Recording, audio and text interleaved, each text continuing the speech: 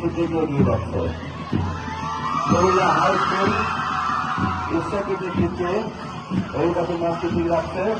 এরপর করে আছে নবাব সাইদুন্নেসা সরকারি বালিকা উচ্চ বিদ্যালয় গার্লস গাইড দলনেতা মাসিসের নেতৃত্বে নবাব সাইদুন্নেসা সরকারি উচ্চ বালিকা বিদ্যালয় অভিবাদন মঞ্চ অতিক্রম করছে।